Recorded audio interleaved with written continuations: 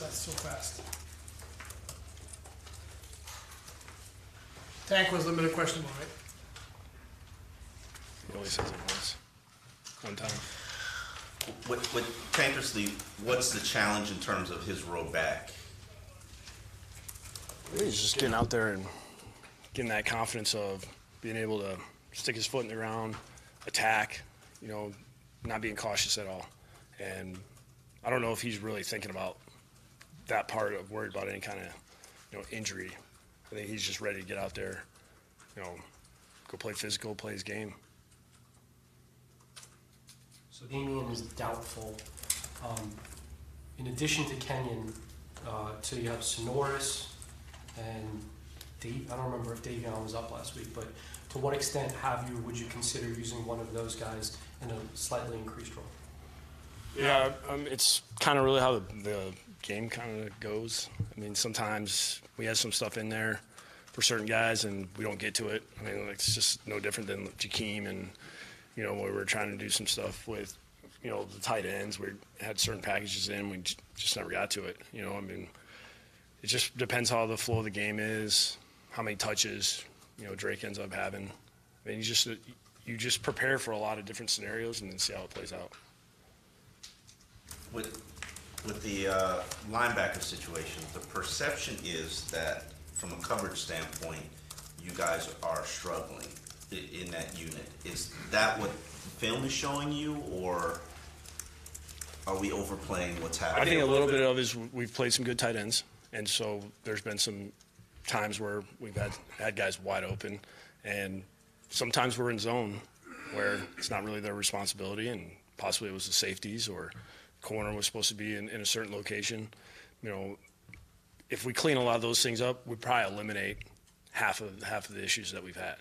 And, have there been times where we get one-on-one and it's not the greatest matchup ever? Yeah. I mean, it happens. But, if guys play the proper technique, proper leverage, and stay tight to make it hard for the quarterback to throw, it's, if we're contesting balls, and that's a good play. If they catch it, I mean, that's going to happen. It's the NFL.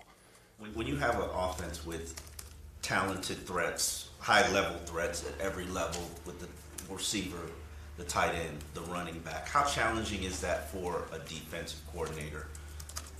I think that's what you want. You want to make them play the whole field.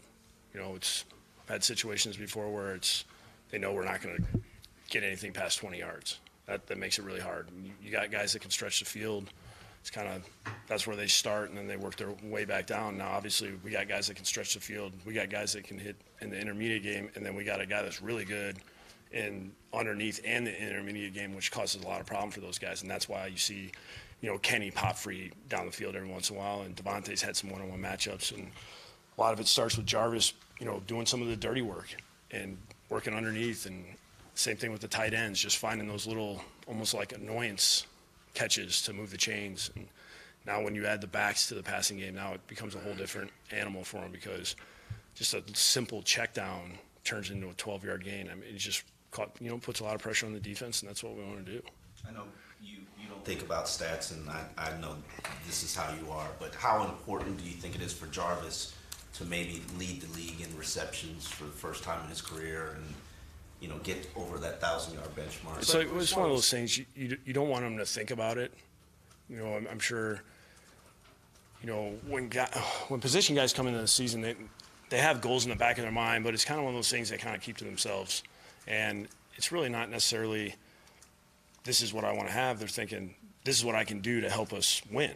And, he's a guy that we go to a lot. And the hardest thing is when we know he's getting doubled and he still gets open and still finding them and not shying away from the fact that we can run certain routes to take advantage of some of those coverages. And he's done that. And I think if he's in that position to where he ends up having the most catches in the NFL, that's great. I mean, it's one of those things. It's great for the resume, but I'm sure he'd take 2 more wins, and be second. But we'll see how these next 2 games play out, and if he is, great. If he's not, I'm sure he's not going to lose too much sleep because he still caught a ton of balls. Has McDonald lived up to expectations? What's that? McDonald, has he lived up to expectations this year? I think so. I think it's hard when you come in and, I mean, he basically didn't play any football there for a long period of time, and then jumped right in there and was ready to go. And I think his first game he played 60-some snaps. I think he played every snap defense, and that's tough to do, to kind of prepare yourself like that. And I think as the season, this part of the season has gone on, he's gotten better every week. And, he's a guy that we're looking forward to, not only these next 2 games, but down the road. And we think we got something with those 2 guys back there. How is Fasano's skill set at this point in his career compared to what you thought you might have been getting when you signed him? I didn't realize he was as good of a receiver as what he's shown me. We've done a lot of things with him in practice that we haven't, whether it's been the wrong coverage when we release it on certain routes, but he gives us flexibility. There's nothing on the game plan that I say I don't want to call that because he's in, and he knows exactly where to be, and he's been reliable for us as far as any time the ball's thrown to him, and we've gotten a couple of big plays out of him. It's always good to see a guy that everybody says is a blocker, and you're able to get him involved in the passing game and throw him the ball every once in a while.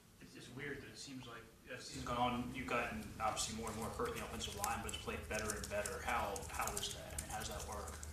I think you just got a group of guys that have a great mentality, and they're fighters. A lot of times in the offensive line, that's really what you're looking for, is guys that kind of develop a little bit of a bond, a little bit of that chemistry that we've been talking about for the last 2 years. We've had so many guys in and out, and these guys have actually been practicing together and playing together, it seems like, for a while now. Probably has only been like 4 weeks, but it feels like forever. And they do a good job of, sticking together throughout a game, adjusting during a game, and I love the way that they battle down in and down out. Have you settled in Jesse Davis at right guard, or you still think he could be a tackle? Yeah, we'll look at that at the end of the year. It's kind of one of those things we'll probably put the film together and just sit there and watch both at the end of the season. He's one of those guys that when you picked him up last year, it was practice one, right? How did that even come about? Was he someone that was on your radar? That's what, personnel guys, this is all they do, is they look at practice squad guys throughout the league, looking at their preseason tape, looking at tape if they've played in games. They're constantly combing through, paying attention to what's going on with them, on a weekly basis. And when opportunities come up, they have to have a list ready to go, and, hey, this is a guy I like, and when we have a spot open, they go and try to get that guy on our team. I guess it's kind of the NFL, because for years, even before you, this team put so many resources into that guard position, and you kind of not stumbled into a pretty good player, but it wasn't exactly as planned.